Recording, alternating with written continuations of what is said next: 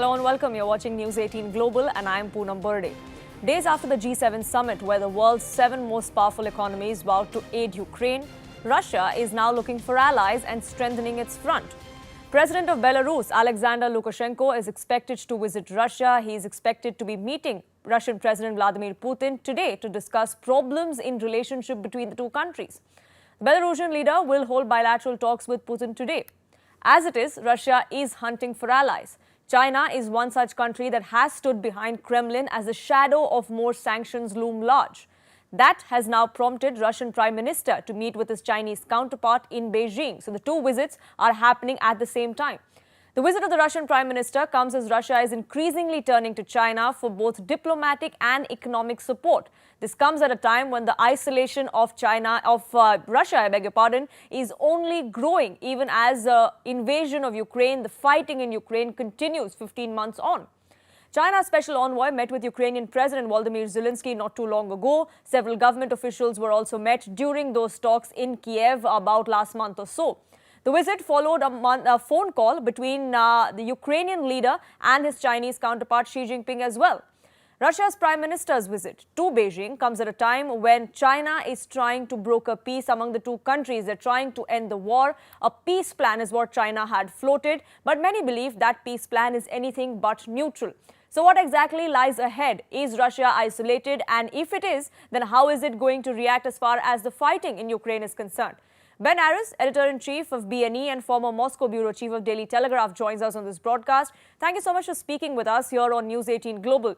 Is Russia and is Vladimir Putin looking at an increased isolation now? Is that why we're seeing the kind of visits that are taking place both in Russia and of Russian officials happening across the world? Because the allies are slowly thinning for Russia and the global pressure continues to mount. Well, it certainly is true that Russia has now definitively broken off all relations with the West, the G7, Europe and the States in particular. And as you say, the Kremlin now is running around the world desperately working very hard in order to shore up the relationships it already has, to improve them, to find friends, particularly those that are willing to help its bust sanctions by importing things like technology, machinery, chips in particular. And it's found a lot of friends who are doing that. But the question mark that remains now is that to what extent can Russia flourish without those commercial ties in particular to the West, which is the source of wealth, which is the source of high technology. And so Russia's turning to the global south. Africa is in play. Russia has a lot of friends there. It's Southeast Asia. China, as you mentioned, is a key ally there, and China's very firmly stood at Russia's side because it has the same objections that Putin does to the dominance of the US in particular of the global geopolitical scene. And China wants, as Russia does, a more multipolar world where emerging markets in particular have more say in the way the world's run. They feel like they've been sidelined. As to the isolation, I don't know. I think it's not finished yet. It's not clear how this is going to go. And Russia's actually had quite a lot of successes, in particular the sanctions on oil. All of the 2 million barrels a day that used to go to Europe have been successfully redirected to Asia. And so Russia continues to make the same money it did from oil. So that part of the sanctions regime has been a failure. But obviously, Russia's economy is being heavily impacted by this, and just where it will settle remains to be seen. And you speak of oil, and as far as the global south is concerned, we're also learning that perhaps out of desperation and frustration over these increasing sanctions, at least the Russian state agency has now come out and even threatened some of these countries, including India, that has been buying oil for them, that irrespective of the sanctions that come to the fore, countries like India need to continue the trade that they are doing as far as oil import is concerned with Russia. But do you think this is a strategy that is going to work long term? As it is, there are very few allies that Russia has left. Threatening them is certainly not the way to go forward. Well, indeed, look, this is the key question. This is what's so fascinating about this situation. As I said, the wealth, the technology is in the West. but they also have aging populations. They have high inflation.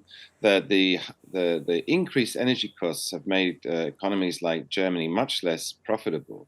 And what Putin's done is look to the global south, and that's where the bulk of the world's population is. That's where the bulk of the world's growth is coming from. And although they're technologically, they're several generations behind, looking in the long term, the global south, the emerging world, is what the future economy, the collective economy of the emerging markets, the global south, is now greater than that of the West, the developed markets. And so Putin's betting that he's going to hook his wagon up to this fast growing, this huge population, these huge consumer markets, and that growth will be enough to sustain Russia. But you have this gap between them. So obviously the West still has the lead and is still the source of wealth. And the Americans in particular are working very hard to maintain their technological lead over the rest of the world, which gives them better productivity.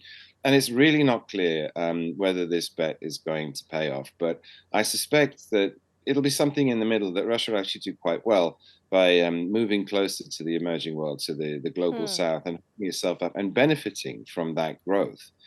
Because they all agree with Putin that they don't, the emerging markets have always been second citizens in the world, that the Americans tell them what to do, and they don't like that. And now that they're economically, collectively bigger than the West, they're all with Putin saying, no, we should have a multipolar world. We should sit on the UN Security Council, which has no representatives from Latin America, no representatives from Africa. And this is a process that's going to take a generation or two to play out.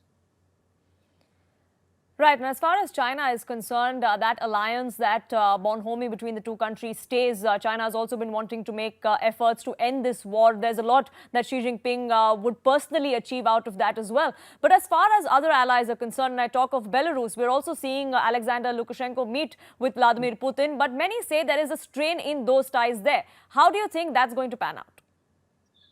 There is a strain in so much as Lukashenko has been used to playing the West off against Russia for 2 decades, and he did things like lift visa restrictions on European countries going into Belarus, which the Russians were very angry about because it meant there was borderless entry into Belarus. But then there's also no border between Belarus and Russia, which sort of blows a hole in the Russia visa regime.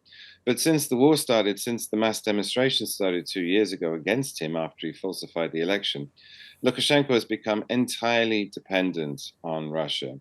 And so even if he's bickering and he's trying to keep some sort of autonomy, the Kremlin has him over a barrel.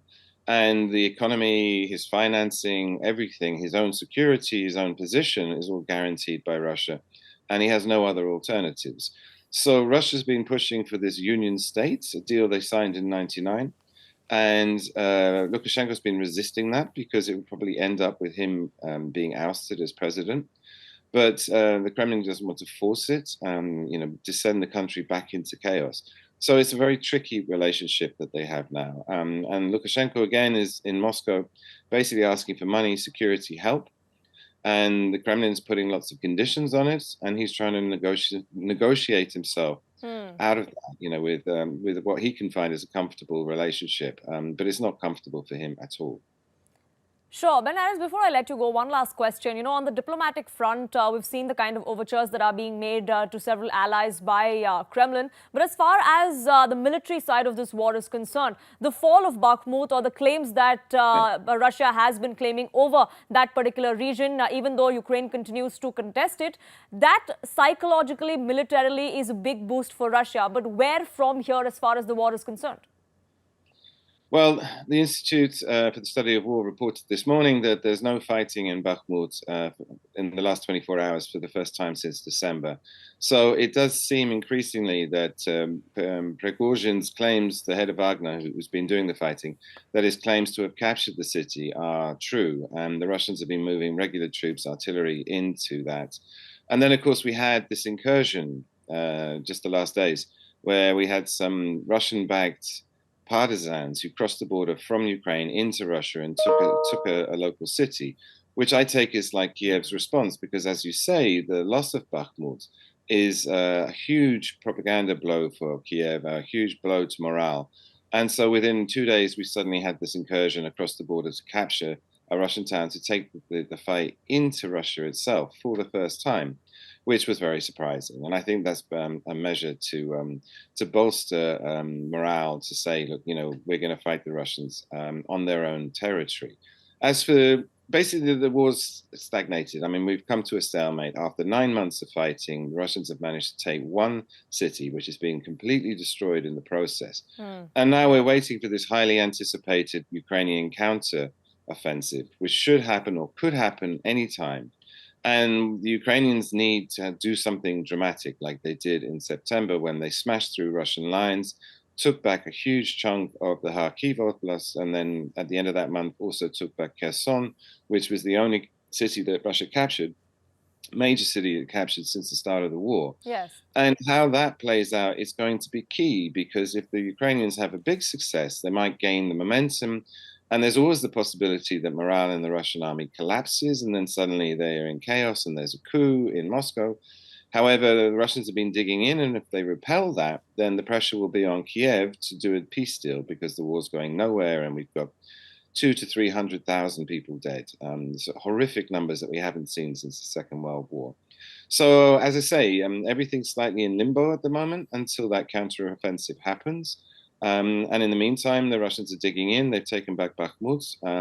They're normally trying to take back the whole of the Donbass, but given how long and how difficult Bakhmut was to capture, the next big city is Kramatorsk, and that's even better defended than Bakhmut.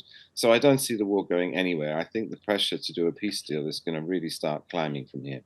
And the war's definitely not going the way Russia thought it would when it decided to launch this offensive back in February last year. But Belarus, thank you so much for joining us with your perspective. My colleague Sanjay Suri also joining us, getting us the latest as far as the fighting on ground is concerned. And Sanjay, as far as diplomatic overtures or the optics of the diplomacy is concerned, it looks like that Ukraine has a definite edge. The world is standing with Ukraine, while Russia is left fending for allies. But militarily, as far as the war on ground is concerned, does Ukraine have the edge?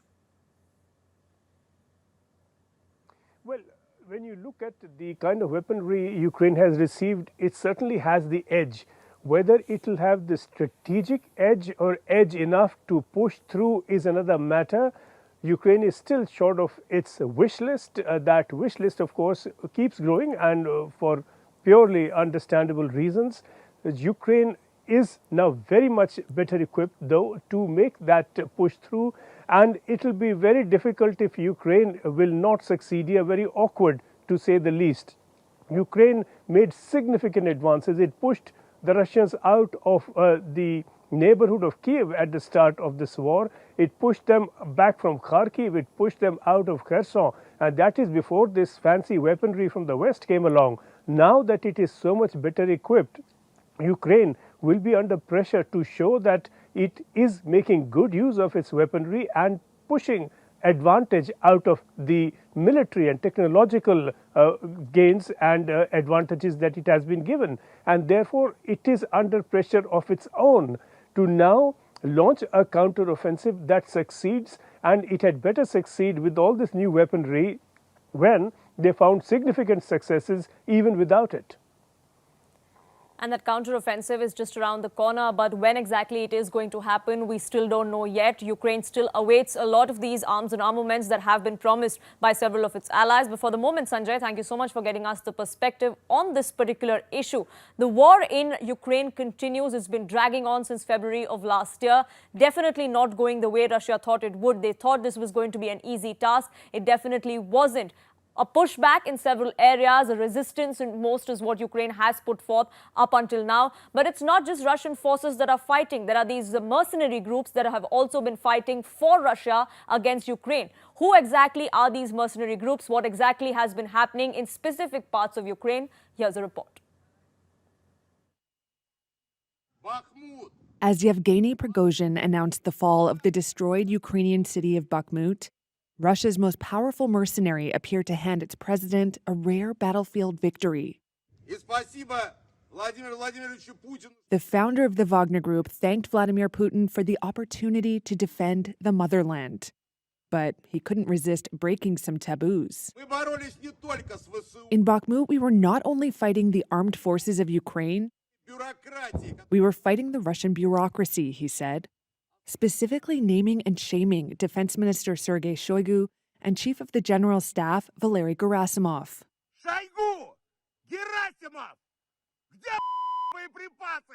It comes after earlier this month he used a profanity-laden video to criticize the two, accusing them of allowing 5 times more men to die than was necessary.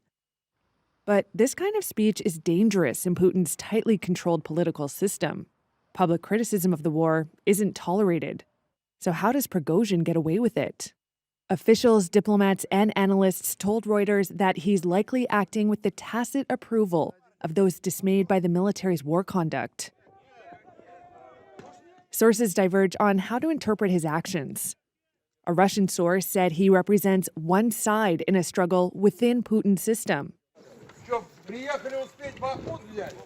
A former FSB officer said Prigozhin's verbal lobs towards the defense ministry are the result of contradictions that have come out within the ruling clan. He suggested it could mark the beginning of a struggle for life after Putin. But one Western diplomat told Reuters Prigozhin would likely make for a weak potential rebel, as he doesn't have an independent logistic capacity. With an election looming next year, it's unclear how long Putin will tolerate the open war of words.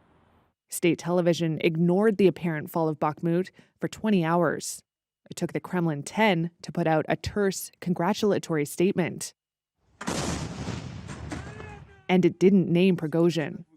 For his part, Prigozhin said he'd hand Bakhmut over to the Russian army by June. Prigozhin, the Kremlin, and the Defense Ministry did not respond to requests seeking comment.